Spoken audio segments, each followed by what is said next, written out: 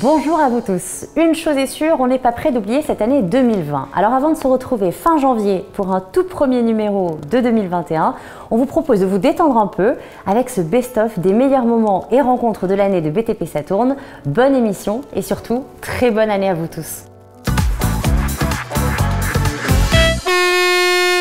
Bonsoir à tous, je me trouve actuellement en Seine-et-Marne pour vous faire découvrir un matériel atypique. Il a servi pour le tunnel sous la Manche, dans le cadre du Crossrail de Londres. Il est d'ailleurs tout à fait unique en son genre en France. Je ne vous en dis pas plus, nous le découvrons ensemble. Un chantier hors norme, chaque tour a sa propre personnalité, sa propre architecture et aucun niveau n'est construit à l'identique, des difficultés donc multiples. Pendant la conception, il y a eu plusieurs challenges pendant ces 3 années. Le premier, c'était de faire une image architecturale, d'imaginer une architecture très élégante, et en même temps assez sobre, qui fasse un peu honneur à la gastronomie française et au chef du CAS, évidemment. Le Bourget est un lieu historique qui a été bombardé principalement pendant la Seconde Guerre mondiale. Béranger des Pollutions est intervenu là, pour faire un diagnostic initial sur l'ensemble de nos emprises travaux et ils ont décelé 3100 cibles potentielles qui peuvent être de la simple munition jusqu'à des obus allant jusqu'à 500 kg. Des premiers décapages ont été opérés avec une assistance permanente d'un opérateur qui scannait en direct et qui avait le listing des cibles potentielles et qui a permis de lever tous les doutes possibles dans nos travaux. Aujourd'hui, vous dirigez une entreprise de 10 salariés. Vous êtes une femme. Est-ce que ça a été compliqué de se faire respecter?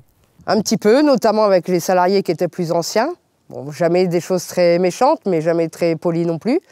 Et puis après, beaucoup de personnes qui avaient tendance à, quand j'ai travaillé avec mon père, qui avaient un petit peu tendance, on va dire, à me mettre à l'épreuve. Voilà, il fallait toujours prouver quelque chose. Aujourd'hui, on a une dizaine de tunneliers qui sont en action sur les chantiers que suit directement la Société du Grand Paris, auxquels il faut rajouter 3 tunneliers de l'RATP sur le prolongement de la ligne 14 au sud. Donc on aura très vite, parce qu'il y en a un qui se prépare à rentrer en action dans les prochains jours, 14 tunneliers en activité. Et on va passer à la vingtaine d'ici la fin de l'année. Premier confinement, moi, tous les clients que j'avais en ligne n'attendaient qu'une chose, c'était de repartir parce que l'économie bouillonnait et on n'avait jamais eu autant de commandes. Eh bien, c'est toujours d'actualité. Il faut sauver l'emploi. Il faut sauver les 100 à 200 000 salariés qui sont aujourd'hui en danger. Pourquoi en danger? Parce que le bâtiment a repris aujourd'hui, oui, c'est vrai, à plus de 93%, ce qui est quand même exceptionnel. Les dernières semaines ont été d'une façon exponentielle de reprise. En revanche, les rendements de main-d'œuvre sont autour de 70%, ce qui veut dire qu'on travaille à perte aujourd'hui. On risque la catastrophe en fin d'année. Non, ce n'est pas une défaillance de votre écran, n'essayez donc pas de régler l'image. Vous me voyez à travers la chaleur émise par mon corps et récupérée par le capteur thermique du Catphone S62 Pro, le nouveau smartphone haut de gamme de Caterpillar, un smartphone que je vais tester.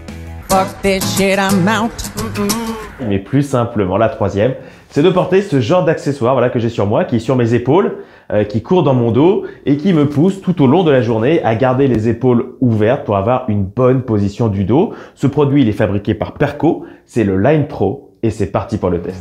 Pourquoi être venu sur un chantier pour tester ce cadenas? Eh bien parce qu'il y a toute sa place, il est capable de sécuriser un accès tout en laissant passer une dizaine de personnes puisqu'il peut enregistrer une dizaine d'empreintes digitales différentes. Un écran qui peut résister à une chute jusqu'à 2 mètres.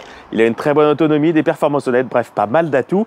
Mais pour séduire les pros du BTP, il mise aussi sur une grande résistance globale puisqu'il est étanche, puisqu'il est conforme aux normes militaires et qu'il faut vraiment s'acharner dessus pour le mettre hors d'usage.